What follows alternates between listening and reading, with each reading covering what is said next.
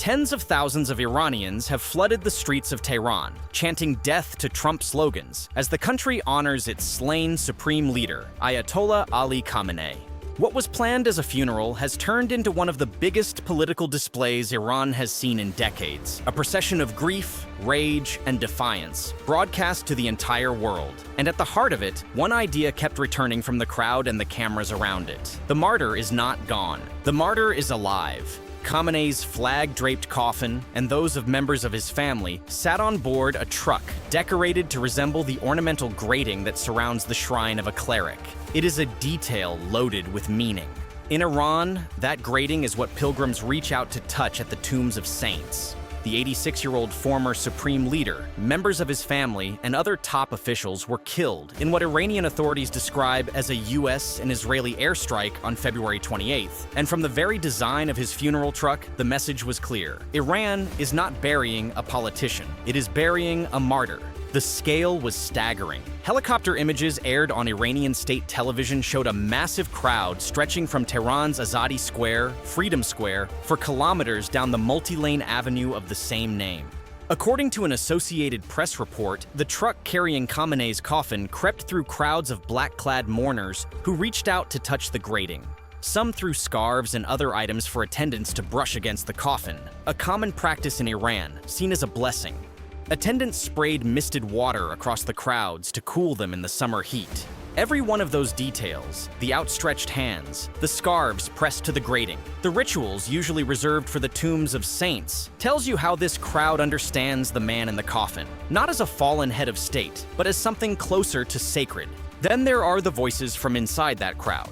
One mourner told cameras, in their words, "Our goal in attending this ceremony is first and foremost to seek justice for our martyred Imam. We have not come to bid farewell. Our Imam is among us right now. The martyrs are alive." Another vowed, as they put it, that his blood lives on, that every single person there would continue his path with clenched fists, and that revenge would be taken from America and Israel soon. These were not the polished lines of a podium speech. They were the voices the cameras pulled from inside the crowd, raw, furious, and politically impossible to ignore. Other voices revealed the personal weight beneath the rage. One mourner described a child who had lost, in their words, their father, their elder, their protector, and prayed for God's help to get through these days. Another said it plainly, "We never thought that one day we would have to come for our leader's funeral," adding that they had come not to say goodbye, but for revenge. Grief and vengeance, woven together in the same breath. That combination, multiplied across a crowd this size, is what turns a funeral into a political force. The logistics alone tell you what this event means to the Iranian state. The coffins are being taken through the streets of Tehran on a 12-hour journey to Mehrabad International Airport, with IRGC General Hassanzadeh overseeing the event, according to DW's report, drawing on AP, AFP, and Reuters. Authorities have shut down streets, closed airspace, and effectively paused daily life in the capital. From Mehrabad, Khamenei's remains will be transported to cities across Iran and to neighboring Iraq before the morning ends on Thursday with his burial at the Imam Reza Shrine in Mashhad, the city of his birth. And as the processions unfold, one piece of footage is going viral across Iranian media. It shows Khamenei exactly a year ago, appearing in public after Iran fought its 12-day war with Israel in 2025. At the time, that appearance became a powerful image of resilience for his supporters, proof that the leader had endured. Now, with Khamenei killed in the opening phase of the joint US-Israeli attack, according to Iranian authorities, the same video has taken on a new life, transformed from a symbol of survival into a symbol of martyrdom, a defining chapter in Iran's recent history replayed millions of times. That is how political mythology is built in the digital age. Not through official portraits, but through a clip that once meant the leader survived, and now means the leader gave everything.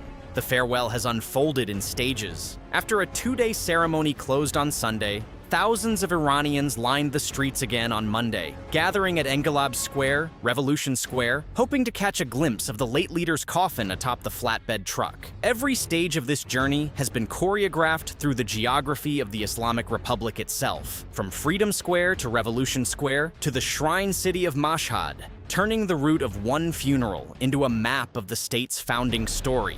Azadi Square, where revolutions were celebrated. Mehrabad Square, named for the revolution itself. And finally, Mashhad, home to the holiest shrine in the country. The itinerary does not feel accidental. It reads like the Islamic Republic narrating its own continuity, city by city, square by square. Step back, and the political function of all this comes into focus. A leadership that has just absorbed the most devastating blow in its history is using the largest crowds in decades to demonstrate that it still commands the streets. The chants against Trump and Israel, the vows of revenge, the language of martyrdom, all of it serves a purpose beyond grief. It tells Washington and Tel Aviv that the strike that killed Khamenei did not decapitate the Islamic Republic's base of support. And it tells Iranians themselves that the state and the story it is built on endures. Analysts will debate how much of this energy is organic and how much is organized, and the truth almost certainly includes both. But for the leadership in Tehran,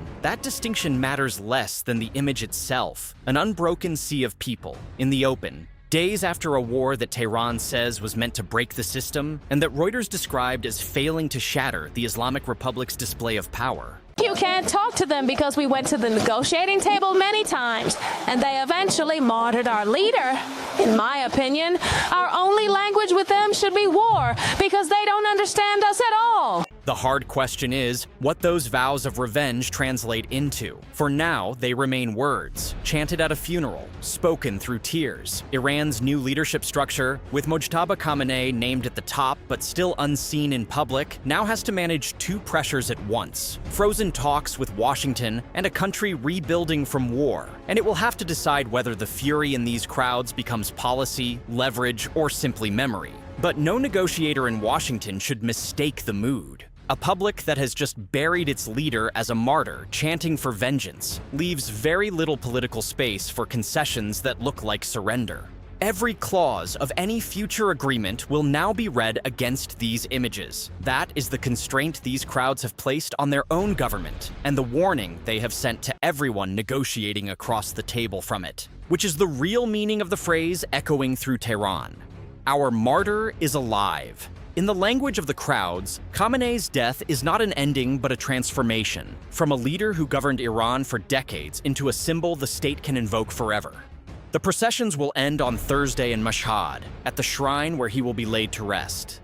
The chants will fade from the streets, but the image of vast crowds marching behind a coffin built like a shrine, vowing that the martyrs are alive, will shape Iran's politics and its confrontation with America and Israel long after the mourning is over. Wars end, ceasefires are signed, negotiators shake hands. Martyrs, in the world's oldest political tradition, do not die. That is the message Tehran's streets just sent, and it was addressed directly to Washington. Subscribe to WLA for daily geopolitical analysis.